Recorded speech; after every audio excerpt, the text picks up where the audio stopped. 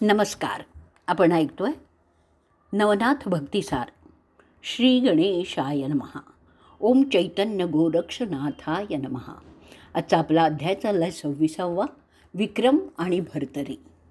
तो कमठ नावाचा कुंभार, स्वतःची पत्नी सत्यवती आणि तो सुरोचन नावाचा गंधर्व जो गाढवाच्या जन्माला आलेला होता, तो अशी सर्व मंडळी मुक्काम करीत करीत अवंती नगराला पोचली.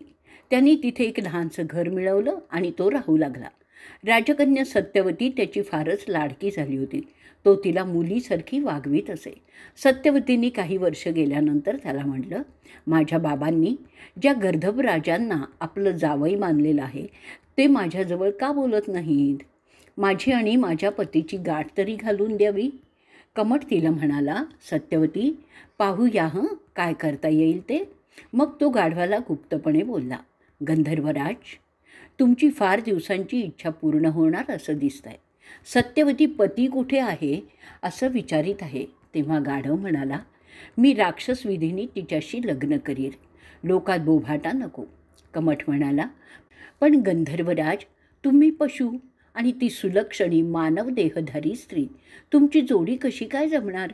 गाढव म्हणाला, तुम्ही असं करा, सत्यवतीला ऋतू प्राप्त झाला की योग्य वेळी मला येऊन सांगा आणि मग मी माझ्या गंधर्व रूपाने त्या सत्यवतीची इच्छा पूर्ण करेन. म्हणजे तुला गंधर्व रूपही घेता येईल. अर्थातच, पण त्यावेळेपर्यंत नाही, तसा शापच आहे ना. बरं तर, असं म्हणून कमठ काही दिवस थांबला. एके दिवशी त्यांनी गाढवाला येऊन सांगितलं, गंधर्वराज, सत्यवतीला ऋतू प्राप्त झालेला आहे. 4 दिवस झाले आहेत. तुम्ही आता काय करणार? रात्रीची वेळ होती. गाढवाने कमठाच्या देखतच दिव्य गंधर्व रूप धारण केलं.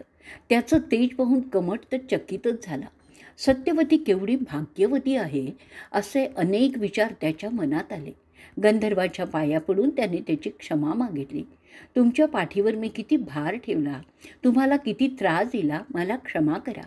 गंधर्वाने त्याला क्षमा केली आणि म्हटलं, तू आता घरात चलावं असं म्हणून त्या कमठाने त्या गंधर्वाला घरात नेलं. एकांतात सत्यवती आणि गंधर्व सुरोचन यांचा राक्षसविधीने विवाह केला.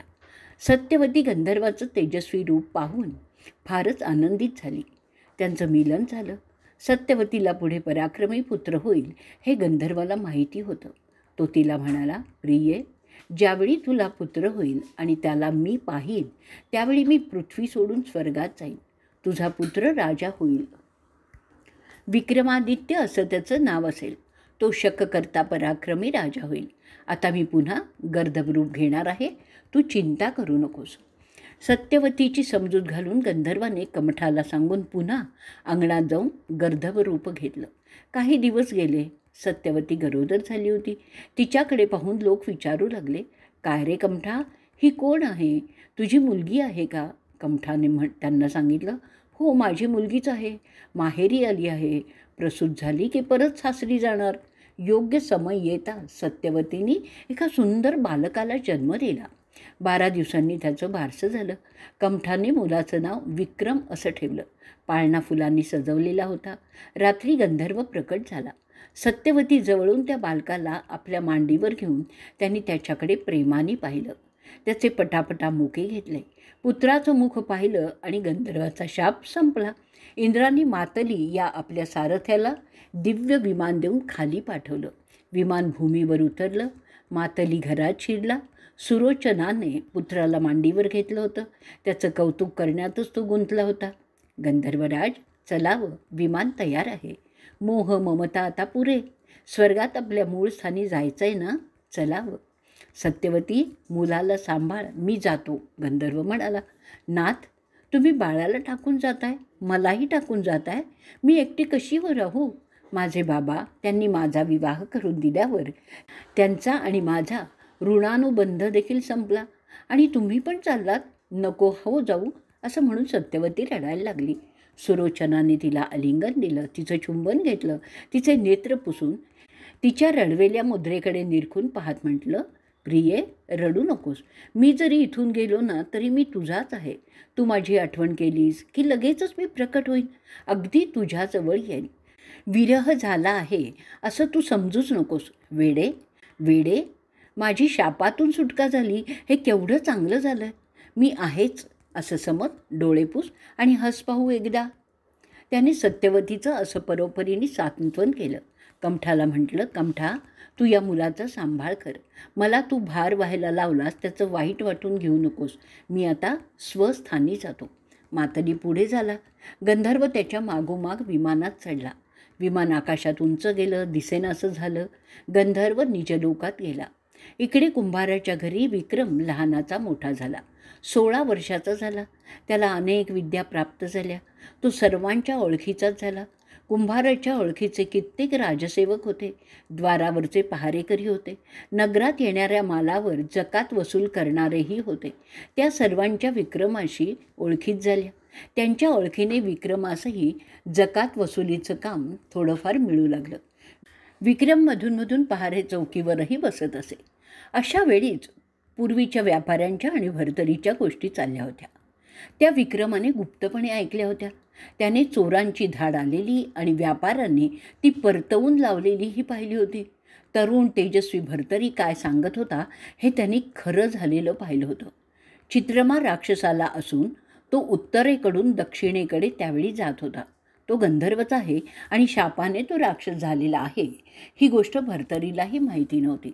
पण भरतरीच्या मुखाने विक्रमाने एवढं मात्र नक्की ऐकलं होतं की जो त्या राक्षसाला मारून त्याच्या रक्ताचा टिळा आपल्याच कपाळावर आणि नगरद्वारावर लावेल तो राजपद मिळवेल. राक्षसाजवळ 4 रत्न आहेत हे पण त्यांनी ऐकलं होतं. भरतरीचं बोलणं ऐकून विक्रम तत्काळ उत्तरेला अरण्यात गेला.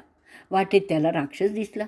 विक्रमाने खडग्यानेच त्या राक्षसाला लपून छपून एकदम घाव घालून मारून टाकलं. त्याच्या रक्ताचा टिळा आपल्या कपाळी लावला.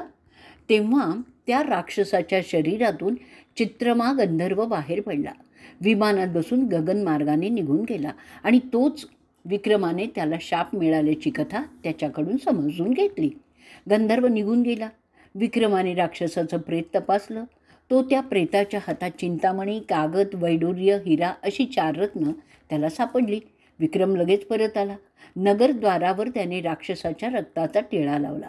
मग तो त्या व्यापाऱ्यांच्या घोळक्यात शिरला. व्यापाऱ्यांशी त्याने ओळख करून घेतली. माझा पहारा इथून जवळच आहे. तो म्हणाला, माझं नाव विक्रम आहे. तुम्ही चोरांना पिटाळून लावलं, शर्त आहे तुमची. पण चोर येणार हे तुम्हाला कसं समजलं? हा मुलगा आहे ना, त्याने कोल्हेकुई ऐकली. त्यावरून त्याने आम्हाला सांगितलं आणि तो आम्हाला वाटेत सापडला. भरतरी असं तो आपलं नाव सांगतो आहे. अनाथ आहे. आम्ही त्याला आमच्याबरोबर घेतला. त्याला पशुपक्ष्यांचीही भाषा समजते. अरे वा! विक्रम भरतरीकडे न्याहाळून पाहत म्हणाला. भरतरीनेही त्याच्याकडे पाहिलं. दोघांना मनोमन ओळख पटली. एकमेकांविषयी ओढही वाटली. ते एकाच वयाचे होते. तिथून विक्रम चौकीवर गेला. जरा वेळाने एक जकात वसूल करणारा बाहेर जात होता. त्याला विक्रमाने एकीकडे गाठलं. भरतरीला आपल्या संगतीत ठेवण्यासाठी विक्रमाने एक युक्ती केली. अरे मित्रा, माझं एक काम करशील का? ते पलीकडे व्यापारी तंबू ठोकून बसले आहेत ना, त्यात माझा एक भाऊ आहे. त्याचं नाव आहे भरतरी. पण ते त्याला काही माहिती नाही आहे. मी काय सांगतोय ते नीट लक्षात घे. तू त्या व्यापाऱ्यांच्याकडे जा.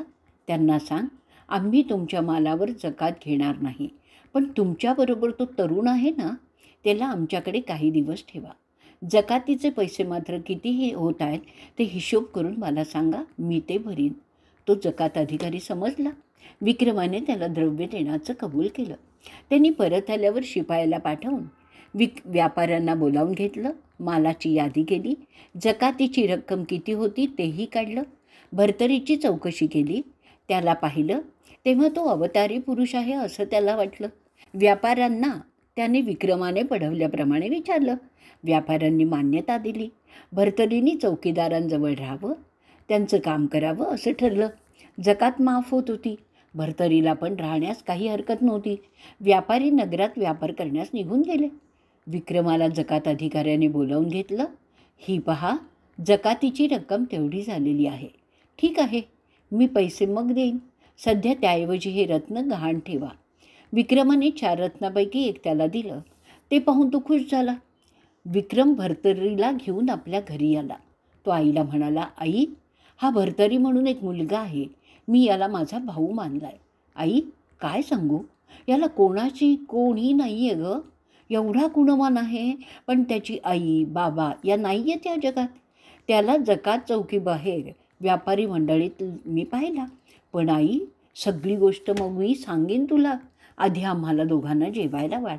आता हा आपल्याकडेच राहणार आहे. आईनेही आपल्या लाडक्या मुलाला आनंदाने संमती दिली. अशा रीतीने कुंभार, सत्यवती, विक्रम आणि भरतरी एकत्र राहायला लागले. आता या अध्याय आपला तर इथे संपलेलाच आहे, पण आपण नेहमीप्रमाणे अध्यायाची फलश्रुती ऐकूयात. या अध्यायाच्या पठणाने गोहत्येचं पाप नष्ट होईल, शत्रू नाहीसे होतील. अवधूत चिंतन श्री गुरुदेव दत्त.